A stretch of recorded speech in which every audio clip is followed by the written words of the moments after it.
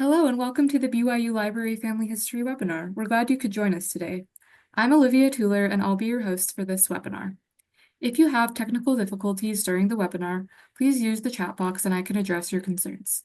You are welcome to use the chat box during the webinar for comments, insights, and questions. However, all questions will be addressed at the end of the presentation.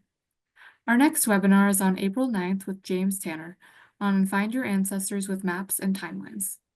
If you would like to access a previous webinar, please visit our webinar index on our website or search on our YouTube channel. All of our webinars are recorded and uploaded by the following Monday for your convenience. We also post links to recordings and other updates on our Facebook and Twitter accounts. For today's webinar, we are pleased to hear from Bonnie L. Bossert on what is investigative genetic genealogy. Before we begin, here's a little bit about Bonnie. Bonnie Bossert is a genetic genealogist. She has taught a 4-hour DNA kindergarten course for several years for genealogy enthusiasts and lectures on a variety of genealogy and DNA topics.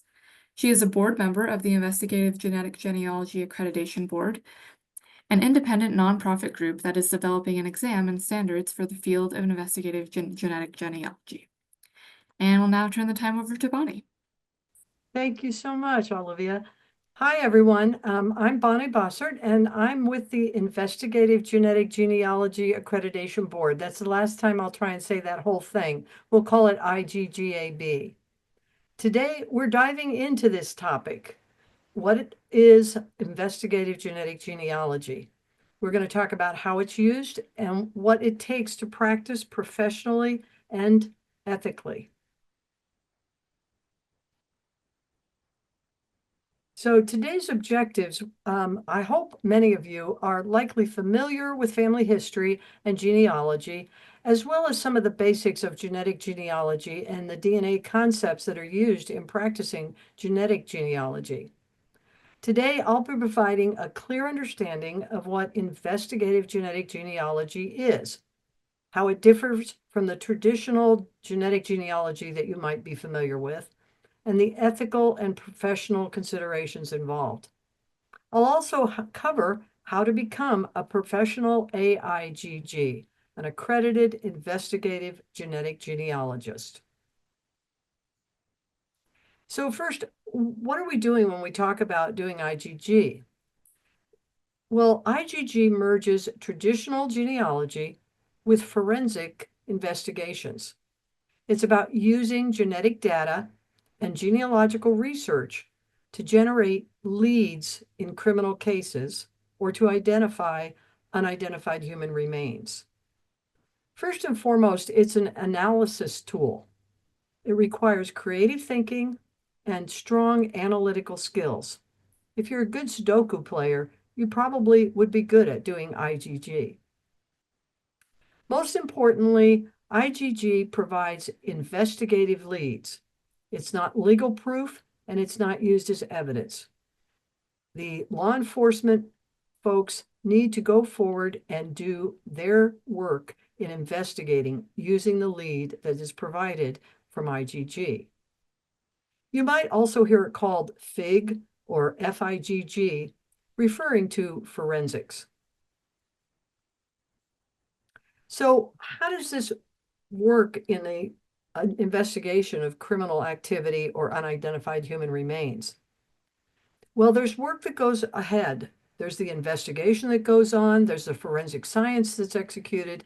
But IGG doesn't begin until a data file is created and is allowed to identify matches to the data file that's been created using DNA from the crime scene or the remains. The IGG person takes that data and the matches that are generated and identifies someone that might be a suspect in the crime or who the person might be whose remains have been found. And the work is completed when that lead is given to law enforcement. So that's what we like to think of as the beginning and ending blocks of where IGG fits in the overall process of an investigation.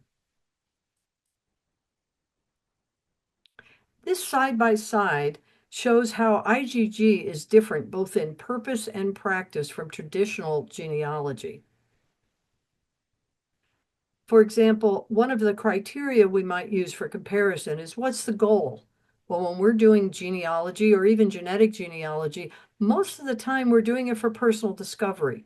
We're trying to get back across the pond, or we're trying to identify and break down that brick wall using DNA, or we might be helping someone else with it. But IGG is used to solve crimes, and there's a specific list of crimes that can be used that are documented in the terms of services of the companies that provide us with the matches. And there's also being used in identifying remains, and there are rules about where that information can be used when we're using IGG. A second criteria for comparing traditional and investigative genetic genealogy is the consent that's provided. When you do your DNA test at Ancestry or Family Tree DNA or MyHeritage or any number of what are called direct-to-consumer databases, you agree to their terms of service and allow other people to compare to your DNA to see if you're a match. That way you can break down that brick wall. However, when doing investigative genetic genealogy, the IGG has to meet specific legal and ethical standards and be very careful about getting consent when necessary when they are doing the research for IGG. There's also a difference in the tools. Traditionally, we have broad public access. Thank goodness for family searches. I think they call it the artificial intelligence search platform that they brought out a couple years ago. If any of you've used that, that's an example of something that we are all broadly able to access and research. And it is equally available on these other platforms that provide genealogical services. But the tools for IGG are limited, and I'll go into more detail about how they are limited, but there are only certain databases that can be accessed for this work. And finally, in terms of communication, when you see that genealogy match on your DNA list, it might be a family member, it might be someone you didn't know, but you'll reach out to them with the messaging service or maybe email them. It's an informal exchange of information. With agencies and working with law enforcement, it's necessary for the IGG and all the people involved to follow predefined formatted protocols when information is being exchanged about IGG. So let's take a quick look at some of the tools and skills that are used in this industry. The first thing, and where we get the matches that are used to to solve the IGG case, are called accessible genetic genealogy databases, AGGDs. What these are two databases of DNA results that can be used for law enforcement. Now let's go into a little more detail on that. The two databases are Family Tree DNA and GEDmatch. Family Tree DNA is also a direct-to-consumer testing platform.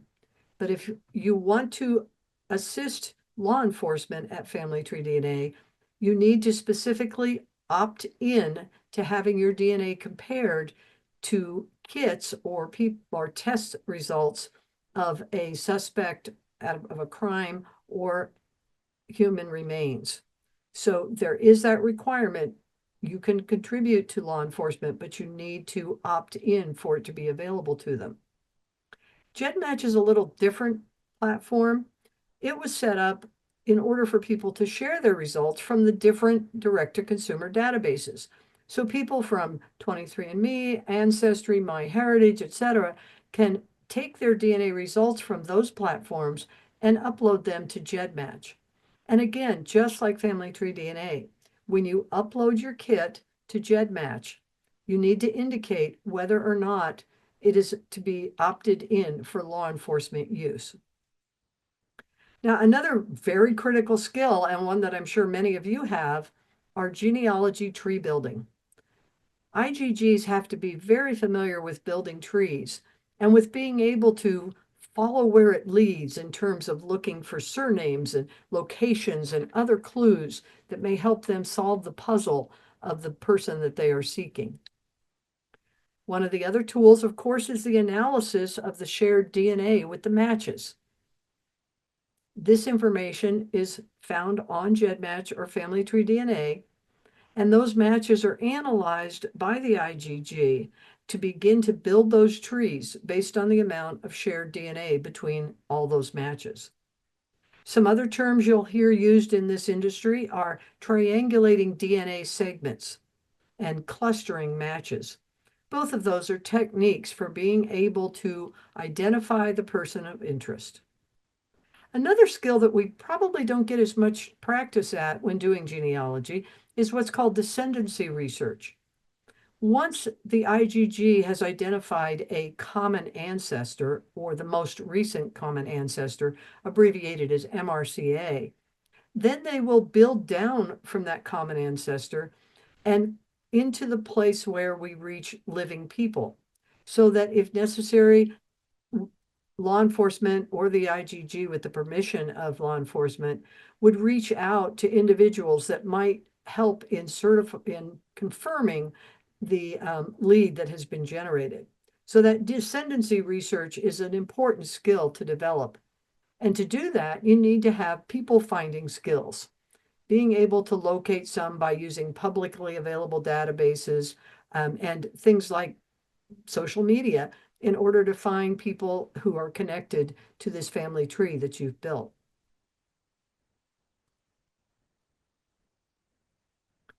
For several years, IGG was described as being in the Wild West. Some very important pioneers in the field identified the ability to use this technique to solve cases involving law enforcement. In 2022, my organization took the task on of having IGG evolve from a volunteer-based effort. Genealogy hobbyists who had learned this skill were volunteering to work with law enforcement, and it was all over the map. So we wanted to turn it into a professional field with standards and ethics and eventually an accreditation. So where did we go? Well, we started back in 2022. After what's called I4GG, an annual conference put on by C.C. Moore, who you may know as the genetic genealogist on Finding Your Roots show. At her conference in 2022, a group of us got together after a panel discussion and said, we are going to go forward with making this a professionally accredited program. So we started by creating bylaws. We're actually a 501c3 nonprofit, and our team has really accomplished some incredible feats since 2022. We started out building and developing standards and a code of ethics, which are available on our website. These standards are written to identify what a AIGG shall and shall not do. They're written kind of formally because that's the way standards are developed, is to clarify what people can and cannot do and what they may and may not do. We also importantly developed a code of ethics to make sure that because of the sensitivity of the information that we're dealing with, we are very cognizant of our use of private and ethical requirements. So that took us up to about 2023, the beginning of 2024. We moved on to the development of what are called core competencies and objectives. We went through a process, which I'll show you in a few moments, to develop what a person needed to be able to know and to be able to be competent and proficient in to do IGG. That was the basis of developing an exam. And that exam is close to public launch.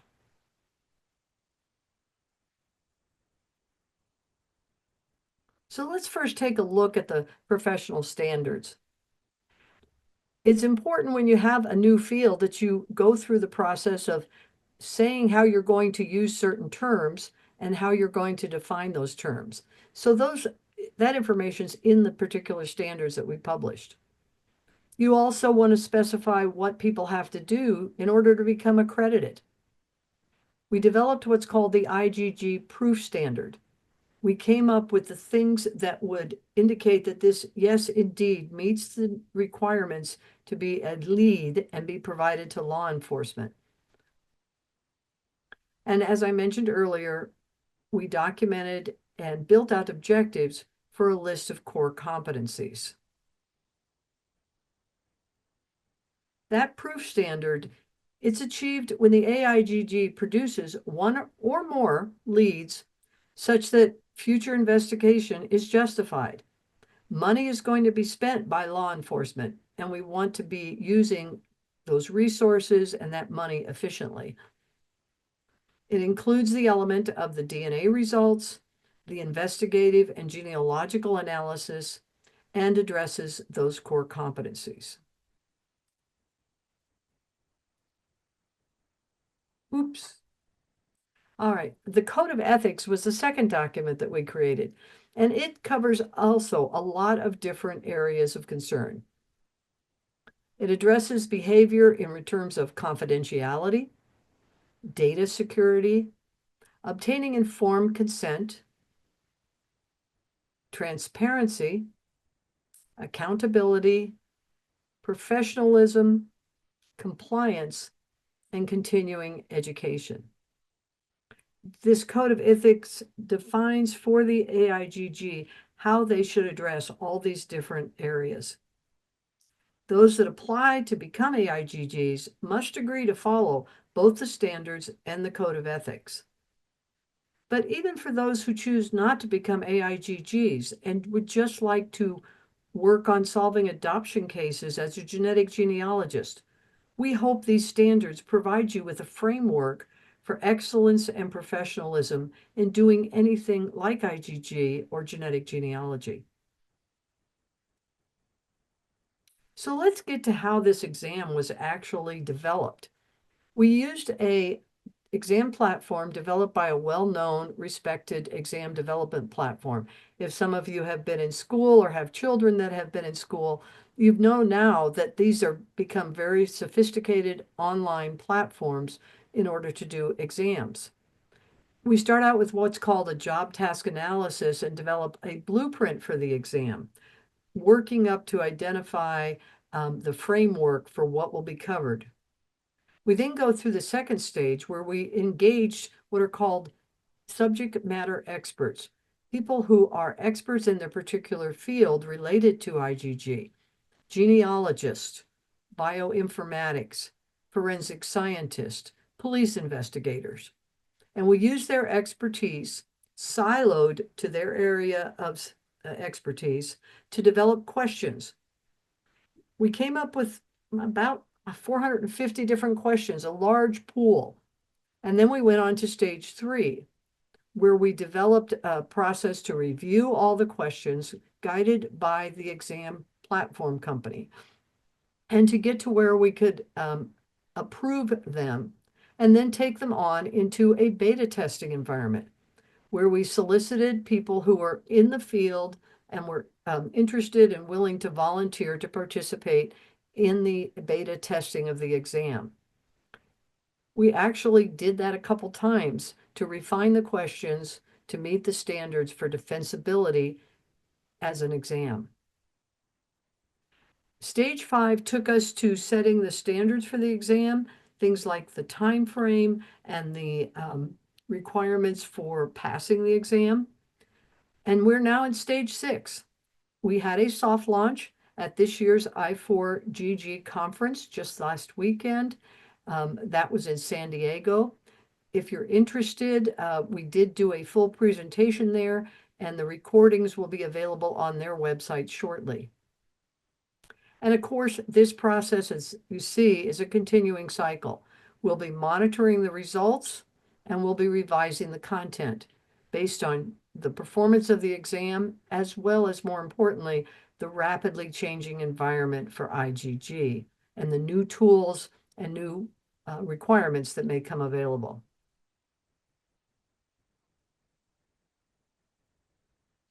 So a little bit about the logistics of the exam. It's 3 hours long, and as I said, it's conducted remotely. There's about 160 questions, including something called a scenario, which is really a case study where you're given the facts of a case and information about the DNA and genealogy, and you have to apply your knowledge and skills to demonstrate that you are proficient in this particular area. Something else to address is that it's a very rigorous exam, and we're using something that you may not have seen in the past. They are called discrete option multiple choice questions. Instead of getting one of those multiple choices where you see all four choices, for example, which one of these is a mammal, and you see horse, dog, snake, and turtle. Well, you could eliminate snake and turtle, and now you've got a 50-50 chance of choosing the correct ones. But with a direct, um, what's called the direct option, the discrete option multiple choice questions, you are given the answers to the question of which one is a mammal one at a time, and you have to say yes or no. So you don't know ahead of time. You don't have the ability to compare to other answers related to that multiple choice. And you're also not allowed to go back and change any of the answers on these questions like you can on the other multiple choice within the exam. We cover the 15 core competencies, and everything is managed online. It's what's called a proctored exam, which means someone makes sure that your computer is in a clean environment. You don't have distractions or potential for materials that might be used for cheating. And you are monitored during the entire 3-hour exam by a proctor. You're allowed to have a blank piece of paper and a pencil and a clear bottle of water. And the paper has to be torn up at the end of the exam. Again, we're being very careful to make this a rigorous, defensible, and what they call a high stakes exam. So here are those 15 core competencies. The first one you could probably guess would be the fundamentals of investigative genetic genealogy. Some of those things I went over. You are generating a lead. But you also need to prove knowledge of DNA evidence basics. How is DNA collected, and what could be problems with the DNA that you get from a crime scene or unidentified human remains, such as contamination or degraded DNA, unlike that when we spit in a tube is 100% gold. You need to know the basics of genetic genealogy and DNA processing for IGG and bioinformatics. You need to be familiar with the ethical standards as identified in the Code of Ethics and privacy requirements that are in the terms of service of the accessible genetic genealogy databases. You'll need to be familiar with the tools at the accessible genetic genealogy databases. There is a separate portal for those who do this kind of work at GEDmatch. It's called GEDmatch Pro, but you also need to be familiar with the public GEDmatch. You also need to be familiar with the most current versions of the tools that are available at Family Tree DNA and other databases such as DNA Justice. You'll need to know how to identify DNA relatives. Some of you may be aware that if you share 3,500 centimorgans with someone, that's either a parent or a child, or even potentially an identical twin. That's the beginning place for those who look into the relationships as defined by shared DNA. You need to know how those relationships flourish as you have less and less shared DNA, and be familiar with interpreting those and putting them in the tree in a right kind of order. Of course, to do a tree, you need to be good at genealogical research. The tried and true skills of interpreting censuses, obituaries, newspaper articles, and the plethora of information that's available there to create a family tree. And also to use the different kinds of tools that are available for doing trees, whether they're online in some of the direct-to-consumer databases, or if you're using an offline program to build the tree. You need to know how to find common ancestors and that union couple. With clustering of DNA, you can identify people who all share a common ancestor. And when those clusters come together to a union couple, then you have identified someone who you can then do descendancy research on and potentially identify the subject. So you'll need to know about familial relationships. What's a third cousin once removed, or a half cousin, or a half first cousin? All those different types of relationships. You'll need to be able to do that descendancy research and to use all the tools that are available in genetic genealogy. Importantly, you need to have the analytical and problem-solving skills and be able to develop a hypothesis that you can present as a lead in a written report and in communication with law enforcement so that they can pursue that. So, who should consider IGG accreditation? Well, the exam is geared toward people who are currently or aspiring at IGG professionals. People who have had exposure to it, have had experience, and are considering and intend to use their accreditation to work in the field or volunteer in the field, or in possibly even create their own company and offer services to law enforcement.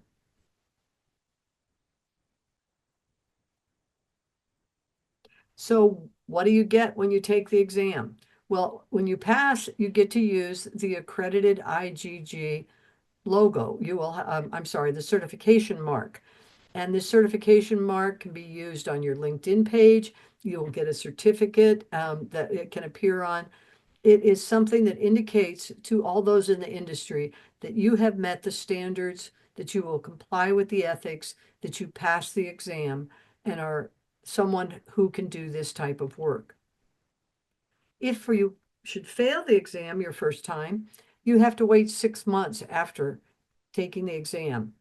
And if you should fail a second time, you're allowed to repeat as often as you would like at 1-year intervals. There is a requirement for annual continuing education in order to be maintaining your reaccreditation. So to summarize what I've told you about today, remember first that IGG combines DNA with genealogy for investigative purposes. It's powerful, but it must be handled with precision, independence, and responsibility. Because IGG ends up providing a lead to law enforcement. And that is a serious matter. It requires passing a rigorous exam so that you can demonstrate that you're competent, you have the skills required, and you're proficient at doing this kind of work, because it's expensive to do IGG in law enforcement. And lastly, becoming an accredited IGG promotes professional standards in this newly emerging profession. You can get more information by subscribing to our mailing list at info@iggab.org. Or if you'd like, I'm happy to have you contact me directly at bbossert@iggab.org. And now I want to thank you for listening, and I'm happy to take questions or discuss IGG further. Well, as anybody, true crime aficionados, I know that we have several people that love to do this kind of work and love to watch those kinds of shows. I'm sure many of you have heard about the Golden State Killer that was identified using IGG back in 2018. And you can see how this field has grown to the place where it's going to be an actual professional employment that you can have in this field. As I said, we've done a soft launch.